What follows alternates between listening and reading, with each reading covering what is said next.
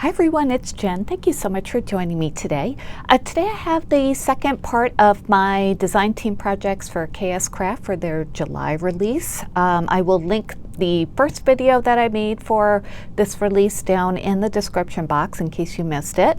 But I worked with some more of the dies, still not all of them, but several more, and I can't wait to show you the projects that I made. And they're all Halloween related.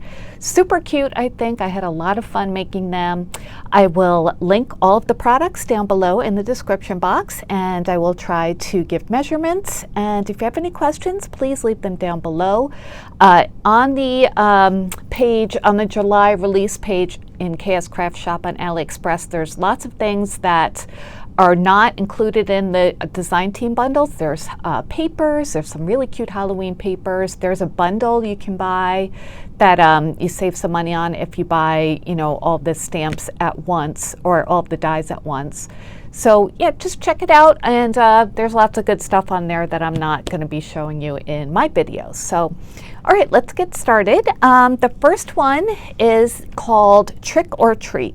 And it's this die set. It comes with the words trick or treat, and they're all linked together, which is nice. And it does have a spider and a spider web, and then it has a shadow piece too that is stitched, which is really nice. It comes with a spider web, cobweb, and a spider as well.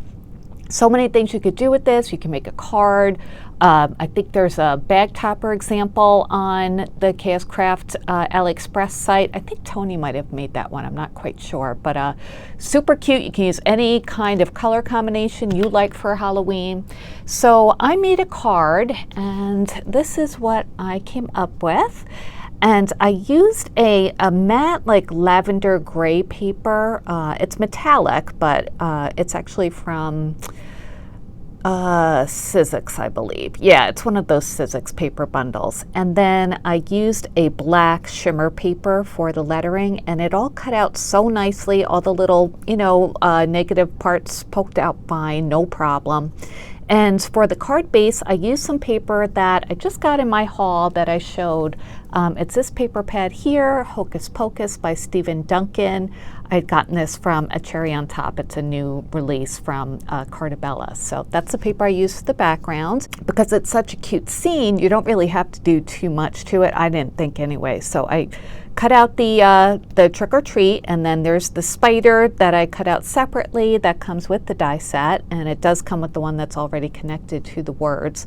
But I cut this one out of purple glitter just to add another, different color to it. And there's one of the spider webs, and I put one on that corner too. I matted it with the yellow cardstock to kind of work back to the yellow in that haunted house. So I think that's a really pretty Halloween card, and that's the inside. I just used some purple gingham paper, and this is a sticker I had gotten from Dollar Tree last year. So let me measure this in case you're interested. Trick or Treat, it's about 3 1/4 inches long and about 3 inches wide. So I love this die set. I think it's great as a bag topper, for a card, for a tag, and anything you want. So that's my first project. We'll move that over here, move the paper pad. Okay, let's move on to project number 2. All right, this one is called the Pumpkin Family, and you can get the whole set of them if you want to, or you can get individual pumpkin sets. So if you wanted to get, say, this shape pumpkin, you would get the background piece with the stem on it, and then you would get the middle piece, and then you get the mini pumpkin that goes with it. So you'll see on their website how it's configured, but for each pumpkin shape you get the 2 pieces, one with the stem and one with the middle part, and then a mini pumpkin as well. So, but like I said, you have the option of getting all of them at once, and that saves you some money as well. But they're really nice size pumpkins. I did cut them all out, so I'll show you them and measure them for you. But you can, mix and match your different papers and, themes, whatever you want. Now with this one, I also used this set, and this is called the Pumpkin Face Stamps. This was actually in the June release section on the website. But this is a great set of all different size pumpkin faces, And I used I used a lot of them actually, so I'll show you them on my pumpkins. I did some stamping, I did some embossing, and I think they came out super cute. So let me get my set of pumpkins over. I put them on a Lazy Susan, but just so it'll be easier to show. So the bigger ones, there were 5 different bigger ones, and each one comes with the smaller one. So for example, this one, I used a Lawn Fawn paper pad that I'd shown recently. It's called Fall Fling. And I did some heat embossing with some black embossing powder with this one. And the background piece has the stem on it, and then the centerpiece does not, so it layers really nicely.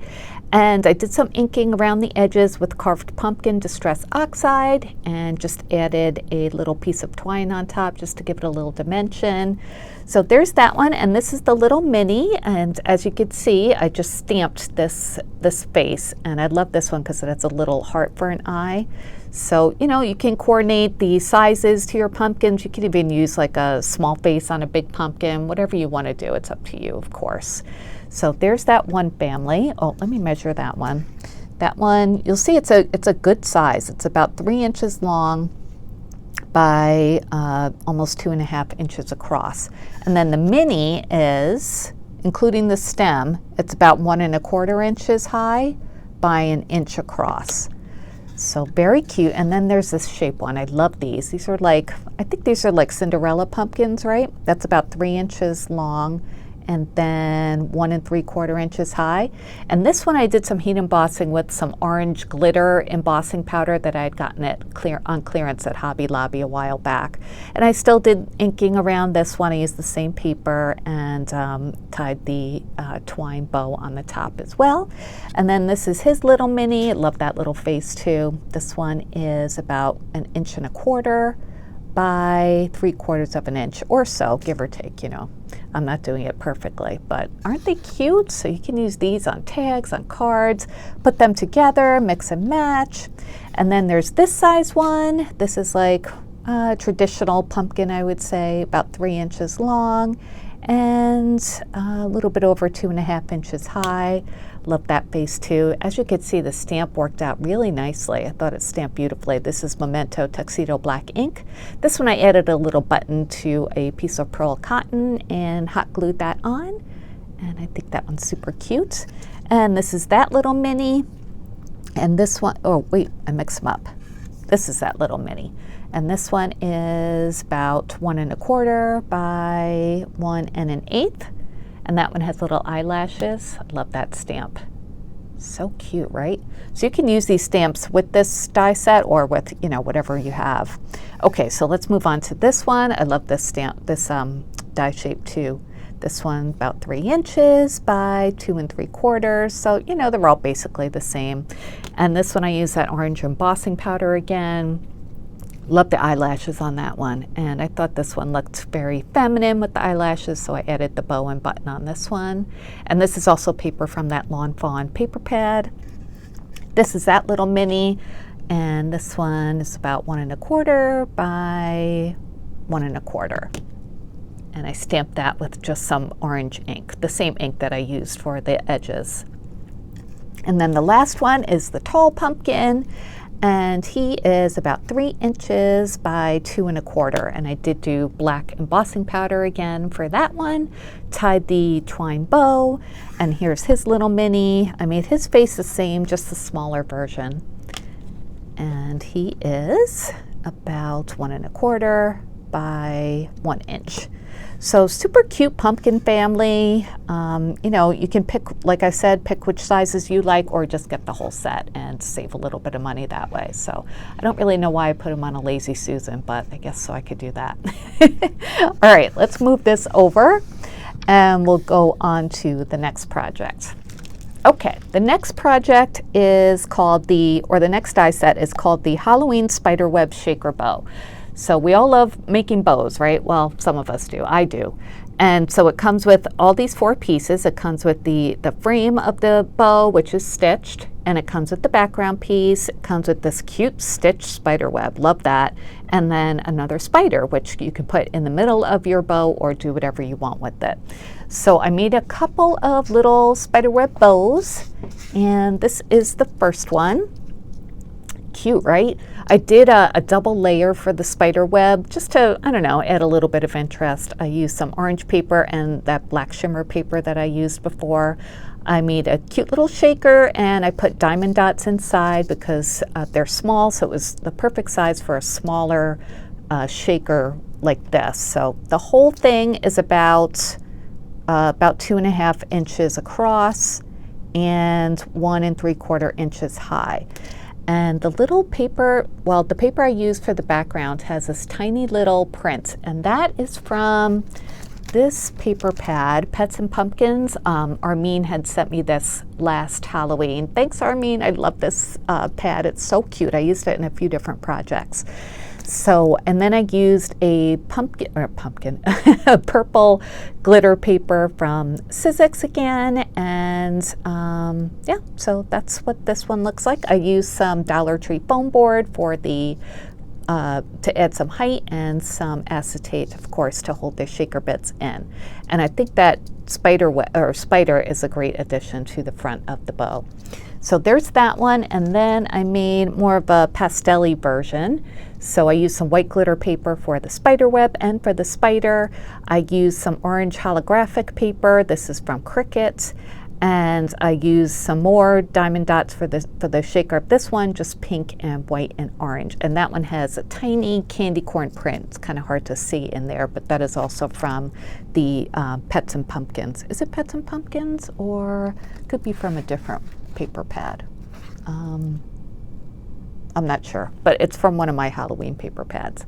So super cute, right? These would be great additions to your bag toppers again, to your cards, embellishments, whatever you want to make with those.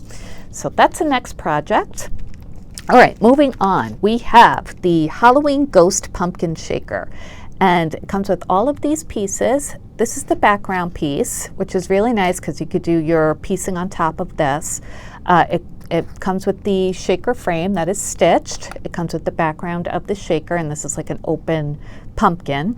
And the ghost is coming out of the pumpkin, and the ghost is stitched as well. And then it even comes with a little stitched hat that you could add to the ghost. So this is a really cute one, I thought. I made a card out of mine, so this is it. And yeah, so I made it into a shaker. You don't have to, but I felt like doing that. And I added just some coordinating, you know, shaker bits. And this is a paper pad from, I think this one is Spooky Boo from Pebbles from a few years ago. And then this is a piece of ephemera that I just cut out to put on here. So the ghost itself, I used some white glitter paper, and then I used a cobweb paper for the hat, and then I just made a little brim myself and glued on a couple of the stars that I'd used as shaker bits. For the background piece, I used that black shimmer paper, and when you die cut the ghost, the holes punch out so you could see the black behind it. You don't have to do any paper piecing at all there, which is nice. These are stickers I had in my stash, and these are different papers, of course, that I had in my stash as well. And I added some little orange gemmies just to bring the orange to all the different corners. Let me give you some measurements on this one. From hat to pumpkin, the bottom of the pumpkin, it's about 4 1/4 inches. And wide, it's about 3 1/4. And this is an A2 size card, so as you can see, it fits perfectly. I really like it for a card. I think it's a cute gift to send to somebody, or you know, a card. You can add something inside, of course.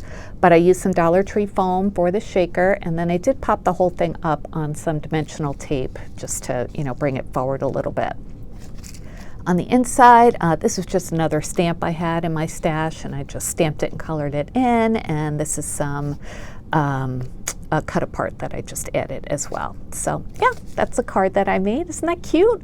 I'm really liking the addition of purple to Halloween. I know that's not a new thing, but I don't usually do much purple, so it's fun, I think, with the orange and black and white. I think it goes really nicely. So I use that in a lot of my projects. All right, let's move on to the last one. And this one I used 2 different die sets. The first one is called the Pumpkin Gumball Shaker. This one has a pumpkin-shaped jar with the gumball machine base that is stitched, and it also has some embossed lines there. It comes with the shaker frame and the backgrounds. It comes with a jack-o'-lantern face that you can cut out and or glue onto the front of your pumpkin. And then it comes with the layering pieces, like a layering piece of the stem, and these are parts of like a gumball machine. And then this is a layering piece as well that is stitched, and that goes on the bottom of your gumball machine. This set here is called Halloween Shaker Bits, which is really fun. You get all 4 pieces, and it cuts out multiples of the cute little skulls, the ghosts, the bats, and the witches' hats. And like the name is, you can use it for shaker bits, but you could also cut them out and just use them individually to glue onto your projects, which I did both, so I'll show you an example. So I made this tag, and I think it came out super cute. I really do like that little skull guy. I cut him out of pink shimmer paper, and I did add him as shaker bits. I added the witch's hat, ghosts, and bats. Well, the bats I didn't put inside. The bats I just kind of glued on the outside. But yeah, I think it's adorable. I used that same orange holographic paper from Cricut, and I used that for the different accents of the gumball machine. This is that same purple glitter paper from Sizzix. I used some black glossy paper for the face, and that's from Tonic Studios. I use that a lot. And white glitter paper for the ghosts. That candy corn paper is the same one I used in the other project, and this tag die I had in my stash. And same for the ribbon, that was from last Halloween. I punched a hole with my crocodile and added an eyelet, and this is some ephemera that I actually just got. This is from that new spooky collection from Echo Park. And I thought it went perfectly with this gumball machine. It says "Got Candy" with the picture of a candy corn on it. So it works back to the candy corn on the background of the shaker. So isn't that sweet? I just added a piece of craft paper on the back to give it a little stability. And I think this will be really nice tied onto a Halloween gift bag. Let me measure this for you. The gumball machine itself is about not even 3.5 inches tall, close. And then wide, it's about almost 2 inches wide. The little shaker bits, in case you're wondering how small they are, like the little skull is about 7/16 from top to bottom. And then it's about 3/8 across.